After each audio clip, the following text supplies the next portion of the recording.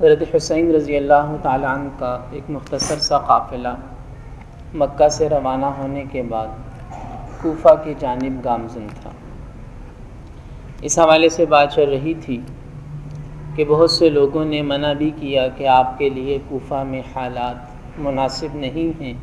موافق نہیں ہیں، آپ یہیں سے واپسی کا قصد فرما لیجیے۔ لیکن حضرت حسین رضی اللہ تعالیٰ عنہ کی رائے یہ تھی کہ جب دین حق کی سربلندی کے لیے قدم اٹھا چکا ہوں تو اب واپس نہیں جا سکتا۔ یہی باتیں چل رہی تھیں کہ بعض ہمدرد آتے تھے، آگے بڑھنے سے روکتے تھے کہ اچانک دور سے ایک لشکر آتا ہوا دکھائی دیا۔ جب قریب پہنچے تو پتہ چلا کہ قادسیہ سے حر بن یزید کو 1000 کا لشکر دے کر حضرت حسین رضی اللہ تعالیٰ عنہ کو گرفتار کرنے کے لیے بھیجا گیا۔ حر بن یزید نے پیشکش کی کہ اگر آپ میرے ساتھ ابن زیاد کے پاس چل پڑیں تو کسی بھی قسم کے قتال کی نوبت نہیں آئے گی۔ حضرت حسین رضی اللہ تعالیٰ عنہ نے اس پیشکش کو قبول کرنے سے انکار کر دیا کہ ابن زیاد اور یزید کے پاس جانا اور ان سے صلح کرنا، اس پر میں موت کو، شہادت کو ترجیح دوں گا۔ حر بن یزید نے کسی بھی قسم کا قتال نہ کیا۔ حضرت حسین رضی اللہ تعالیٰ عنہ کے لشکر کے سامنے، آپ کے ساتھیوں کے سامنے حر بن یزید نے بھی پڑاؤ ڈال لیا اور اب فوجیں آمنے سامنے کھڑی ہیں۔ اس موقع پر دو چیزیں بڑی اہم ہیں۔ پہلی چیز، حضرت حسین رضی اللہ تعالیٰ عنہ کے خطبے بہت اہم ہیں، جس میں آپ نے اپنے ساتھیوں کو بھی خطاب فرمایا، دشمنوں کو بھی خطاب فرمایا، ساری امت مسلمہ کے لیے چند ہدایات ارشاد فرمائی۔ ان خطبوں کا خلاصہ یہی نکلتا ہے کہ سب سے پہلے تو سب لوگوں کو آل رسول صلی اللہ علیہ وسلم کے عظیم حق کو، اس عظیم نسبت کو پہچاننا چاہیے اور اس عظیم نسبت کی قدر کرنی چاہیے۔ دوسرا، حضرت حسین رضی اللہ تعالیٰ عنہ نے ظالم اور فاسق اور جابر حکمران کے سامنے کلمہ حق کہنے کی فضیلت اور اہمیت کو بیان فرمایا، اور آپ نے نبی پاک صلی اللہ علیہ وسلم کے وہ ارشادات سنائے جن میں آپ نے فرمایا تھا کہ باطل حکمران، فاسق و فاجر حکمران کے سامنے کلمہ حق نہ کہنے والا بھی قیامت کے دن اسی کی طرح پچھتا رہا ہوگا۔ اور حضرت حسین رضی اللہ تعالیٰ عنہ نے اپنے ان خطبوں میں یہ پیشکش بھی کی کہ اگر مجھے واپس جانے دیا جائے جہاں سے میں آیا ہوں تو میں واپس جانے کو بھی تیار ہوں۔ جب حضرت حسین رضی اللہ تعالیٰ عنہ نے آل رسول صلی اللہ علیہ وسلم کے حقوق بیان کیے تو حر بن یزید جو 1000 کے لشکر کی قیادت کرتے ہوئے آیا تھا اور آل رسول کے بارے میں دل میں نرم گوشہ رکھتا تھا، اس نے بھی اعتراف حق کیا اور حضرت حسین رضی اللہ تعالیٰ عنہ کو یقین دہانی کروائی کہ میری طرف سے کسی بھی قسم کی سختی آپ کے لیے نہیں ہوگی، بس آپ اتنا کیجئے کہ کوفہ کی طرف مت جائیے، آپ کسی دوسرے راستے پر چل پڑیں جو کوفہ نہ جاتا ہو۔ حضرت حسین رضی اللہ عنہ نے اس کی تجویز کو قبول کیا اور عزیب اور قادسیہ کے راستے کی طرف چل پڑے۔ ایک دوسری اہم بات یہاں یہ بھی پیش آئی کہ جب ظہر کی نماز کا وقت ہوا، یہ واقعہ 10 محرم سے 3 دن پہلے کا ہے، شہادت حسین رضی اللہ عنہ سے 3 دن پہلے جب حر بن یزید کی فوج سے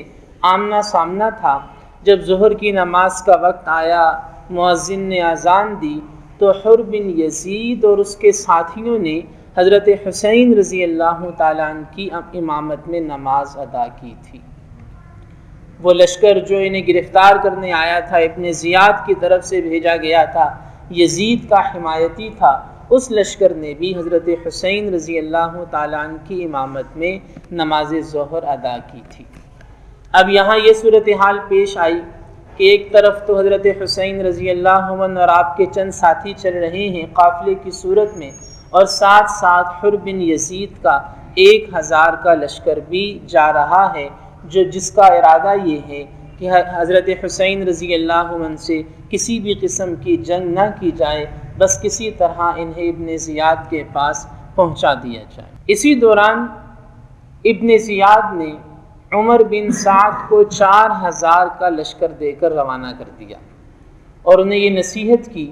کہ حضرت حسین رضی اللہ عنہ اگر یزید کے ہاتھ پہ بیعت کا اعلان نہیں کرتے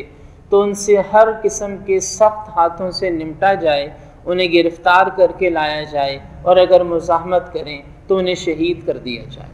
عمر بن سعد حضرت حسین رضی اللہ عنہ کے مقابلے میں نہیں آنا چاہتا تھا، جیسے حر بن یزید بھی حضرت حسین سے کسی قسم کا تعرض نہیں کرنا چاہتا تھا۔ یہ دونوں حضرات اپنی جان بچا کے نکلنا چاہتے تھے، لیکن ابن زیاد کا زور تھا اور وہ قتل کی دھمکیاں دے رہا تھا کہ اگر یہ حکم نہ مانا گیا تو تمہیں اپنی جان سے بھی ہاتھ دھونے پڑ سکتے ہیں۔ اب یہ 5000 لوگ ہو گئے، 1000 حر بن یزید کی قیادت میں پہنچے اور 4000 عمر بن سعد کی قیادت میں 5000 کا لشکر اہل شام اہل دمشق کی طرف سے یہاں اکٹھا ہو گیا۔ حضرت حسین رضی اللہ تعالیٰ عنہ کی عمر بن سعد سے گفتگو ہوئی۔ حضرت حسین رضی اللہ تعالیٰ عنہ نے اس کے سامنے 3 صورتیں پیش فرمائیں کہ ان 3 صورتوں میں سے کسی پر عمل کر لیا جائے اور ان نہتے بچوں، خواتین اور میرے ساتھیوں سے کسی قسم کا تعرض نہ کیا جائے۔ ایک صورت یہ پیش فرمائی کہ جہاں سے میں آیا ہوں مجھے وہیں واپس جانے دیا جائے، یعنی مکہ مکرمہ ہمیں واپس جانے دیا جائے۔ دوسری صورت یہ پیش فرمائی کہ مجھے یزید کے پاس پہنچایا جائے ابن زیاد کے بجائے، میں خود یزید سے ملاقات کر کے میں اس کے ساتھ معاملات طے کر لوں گا، جو بھی ہمارا فیصلہ ہوا مجھے قبول ہوگا۔ اور تیسری صورت حضرت حسین رضی اللہ تعالیٰ عنہ نے یہ پیش فرمائی کہ مجھے مسلمانوں کی سرحدوں میں سے کسی سرحد پر بھیج دیا جائے، میں وہاں اللہ کے دین کے کلمے کو بلند کرتے ہوئے جام شہادت نوش کرنا پسند کروں گا۔ حضرت حسین رضی اللہ تعالیٰ عنہ کی پیش کردہ یہ صورتیں سن کر عمر بن سعد اور حر بن یزید بہت خوش ہوئے اور انہوں نے ابن زیاد کے نام خط لکھ دیا۔ حضرت حسین رضی اللہ عنہ نے بھی خط لکھ دیا۔ اب یہ صورتحال تمام مسلمانوں کے لیے بہت زیادہ حوصلہ کن تھی، حوصلہ افزا تھی کہ معاملات بہتری کی طرف جا رہے تھے۔ جب عبید اللہ ابن زیاد کو یہ خط ملتا ہے وہ بھی خوش ہوا اور اس نے بھی یہی اعلان کیا کہ حضرت حسین امیر کی اطاعت کی طرف آ رہے ہیں۔ حالانکہ حضرت حسین رضی اللہ عنہ کا یزید کے ہاتھ پہ بیعت کرنے کا کوئی ارادہ نہیں تھا، لیکن ابن زیاد یہ سمجھا تو نہیں، لیکن محض ایک پروپیگنڈا اس نے کیا۔ اب وہ صلح کے حوالے سے سوچ رہا تھا کہ اس موقع پر ایک انتہائی قبیح کردار شمر ذی الجوشن کا سامنے آتا ہے۔ شمر ذی الجوشن عبید اللہ ابن زیاد کے کان بھرتا ہے اور وہ یہ کہتا ہے کہ یہی موقع ہے اس طاقت کو دبانے کا، امیر المومنین یزید کے خلاف۔ شمر ذی الجوشن کہتا ہے کہ امیر المومنین یزید کے خلاف اس وقت پوری سلطنت میں ایک ہی فرد کھڑا ہے اور وہ حضرت حسین رضی اللہ عنہ ہیں۔ اگر اس طاقت کو، اس ہجوم کو ابھی نہ دبایا گیا تو مستقبل میں اس کو دبانا، اس کی سرکوبی کرنا مشکل ہو جائے گا، اس سے بہتر موقع تمہیں کبھی نہیں ملے گا۔ عبید اللہ ابن زیاد اس کی بات سمجھ جاتا ہے اور شمر ذی الجوشن کو ہی قیادت دے کر عمر بن سعد اور حر بن یزید کے لشکر کا سربراہ بنا دیتا ہے۔ وہ شقی القلب اور بدبخت انسان کے جس کے دل میں آل رسول صلی اللہ علیہ وسلم تو کجا انسانیت کے واسطے بھی کوئی رحم اور کوئی نرمی نہیں ہوتی۔ اب شمر ذی الجوشن تو ایک ہی ارادے سے آیا ہے کہ وہ حضرت حسین رضی اللہ تعالی عنہ کو شہید کر دے۔ میدان میں پہنچتا ہے اور بغیر کسی قسم کی مصلحت کے، بات چیت کے، میدان کارزار کو، میدان جنگ کو گرم کرنا چاہتا ہے۔ 9 محرم الحرام سن 61 ہجری کو شمر ذی الجوشن میدان میں پہنچتا ہے۔ جب حضرت حسین رضی اللہ عنہ اور آپ کے ساتھی صورتحال کو دیکھتے ہیں تو آگے بڑھنے کا ارادہ کرتے ہیں، جنگ کا ارادہ کرتے ہیں۔ حضرت حسین رضی اللہ تعالیٰ دشمنوں سے کہتے ہیں کہ ایک رات مجھے دے دی جائے توبہ اور استغفار کے لیے، اللہ تعالیٰ سے مناجات کے لیے۔ شمر ذی الجوشن اور اس کے ساتھی ایک رات انتظار کرنے کو قبول کر لیتے ہیں۔ اب اس رات میں حضرت حسین رضی اللہ تعالیٰ عنہ نے جہاں ایک طرف اپنے رب سے راز و نیاز کی، توبہ و استغفار کی، امت کی بھلائی کے لیے دعائیں کی، اور آپ نے اپنے آل بیت کو، اپنے اہل بیت کو بھی یہ نصیحت کی کہ بے شک اگر وہ واپس جانا چاہیں تو اس رات کی تاریکی میں واپس جا سکتے ہیں۔ اپنے ساتھیوں کو یہ ہدایت کی کہ اگر وہ بھی واپس جانا چاہیں تو میری طرف سے کوئی ناراضگی نہیں ہوگی، میں اس میدان میں اکیلا کھڑا ہونے کے لیے بھی راضی ہوں۔ اور اس موقع پر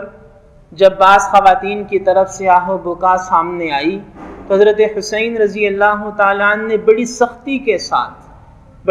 کے ساتھ منع فرمایا، اور باقاعدہ محدثین مورخین نے یہ الفاظ نقل کیے ہیں کہ میرے بعد نہ تو کوئی روئے،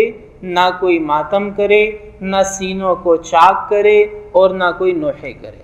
حضرت حسین رضی اللہ عنہ کے یہ الفاظ باقاعدہ طور پر تاریخ اور سیرت کی کتابوں میں موجود ہیں کہ آپ نے اپنے ساتھیوں کو، خواتین کو بطور خاص کسی بھی قسم کی سینہ کو بھی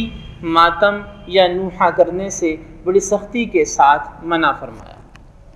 یہ رات گزرتی ہے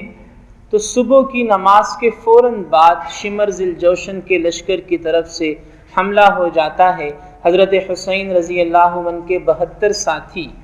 ایسی جانثاری سے لڑتے ہیں، ایسی دیدہ دلیری سے لڑتے ہیں کہ زمین و آسمان نے ایسے نمونے کم ہی دیکھے ہوں گے۔ ہر ایک حضرت حسین رضی اللہ تعالی عنہ پر جان قربان کرنے، جان نچھاور کرنے کے لیے تیار نظر آتا ہے۔ اور اس موقع پر ایک عجیب واقعہ یہ بھی پیش آیا کہ حر بن یزید جو سب سے پہلے 1000 کا لشکر لے کر آیا تھا، حضرت حسین رضی اللہ تعالی عنہ اور آل رسول کے حقوق کو جانتا تھا، حضرت حسین رضی اللہ عنہ کے خطبات سنے تو ان کی فوج کا سپہ سالار ہونے کے باوجود حضرت حسین رضی اللہ تعالیٰ عنہ کے لشکر میں آ گیا، اور انتہائی بہادری سے لڑتے ہوئے حر بن یزید نے جام شہادت نوش کیا، حضرت حسین رضی اللہ تعالیٰ عنہ کی حمایت میں قتال کرتے ہوئے۔ حضرت حسین رضی اللہ تعالیٰ عنہ کے ساتھی ایک ایک کر کے جام شہادت نوش کرتے چلے گئے۔ آپ کے چھوٹے صاحبزادے علی اصغر، انہوں نے بھی جام شہادت نوش کیا، اور پھر ظالموں نے صرف انہیں شہید کرنے پر اکتفا نہ کیا بلکہ ان کی نعش مبارک کا مسئلہ بھی کیا، یعنی نعش کو خراب بھی کیا۔ حضرت حسین رضی اللہ تعالیٰ عنہ نے جب ان کی نعش کو دیکھا، گود میں اٹھایا اور آسمان کی طرف سر اٹھا کے یہ فریاد کی کہ یا اللہ ان ظالموں میں سے ایک ایک کو چن چن کے ہلاک فرما، اور آپ نے فرمایا کہ اب ان کے بعد زندگی کی کوئی حقیقت اور کوئی مقصد باقی نہیں رہتا۔ مورخین نے لکھا ہے کہ حضرت حسین رضی اللہ تعالیٰ عنہ تنہا کہ جب اپنے ساتھیوں، اپنے اعزاء و اقارب، اپنے بیٹے کی جدائی کا تازہ زخم بھی دل پہ ہے، اور کئی دن کی پیاس بھی شامل حال ہے، جسم بھی زخموں سے چور ہے، لیکن اس کے باوجود ایسے شیر کی طرح لڑے کہ جس طرف بھی جاتے تھے وہاں سے دشمن پیچھے بھاگ جاتا تھا۔ حضرت حسین رضی اللہ تعالیٰ عنہ کا مقابلہ کرنے اور آپ کا سامنا کرنے کی جرت اور ہمت کسی میں بھی نہیں ہو رہی تھی۔ جب بالکل تنہا رہ گئے، اکیلے رہ گئے، اب شمر ذی الجوشن اپنے ساتھیوں کو حکم دیتا ہے کہ آگے بڑھو اور حضرت حسین رضی اللہ عنہ کا سر قلم کرو، تو کوئی بھی آگے بڑھنے کے لیے تیار نہیں ہو رہا۔ خود شمر کے ہاتھ بھی کانپتے ہیں۔ پھر اس کے ذہن میں ایک تدبیر یہ آتی ہے کہ سب لوگ مل کے حملہ کر دو تاکہ کسی کے سر پہ بھی حضرت حسین رضی اللہ عنہ کی شہادت کا الزام نہ رہے۔ چنانچہ یہی ہوتا ہے، اور 10 سے 12 آدمیوں کا ٹولہ مل کر حضرت حسین رضی اللہ تعالیٰ عنہ پہ حملہ کرتا ہے، اور نواسے رسول، جگر گوشہ بطول حضرت حسین ابن علی رضی اللہ تعالیٰ عنہ کو میدان کربلا میں 10 محرم سن 61 ہجری میں شہید کر دیا جاتا ہے۔ خون کے عالم میں، پیاس کے عالم میں، بھوک کے عالم میں، اعزاء و اقارب کے سامنے، آل بیت کی خواتین کے سامنے حضرت حسین رضی اللہ تعالیٰ عنہ کا سر قلم کر کے عبید اللہ ابن زیاد کے دربار میں لے جایا جاتا ہے۔ حضرت حسین رضی اللہ عنہ کی شہادت کے بعد کیا ہوا، آپ کے قاتلوں پر اللہ کا کیسا عذاب نازل ہوا، ان قاتلوں کی ظاہری فتح شکست میں کیسے بدلی اور کتنے مختصر سے عرصے میں بدلی، اس موضوع پر تو انشاءاللہ کل تفصیل کے ساتھ بات ہوگی۔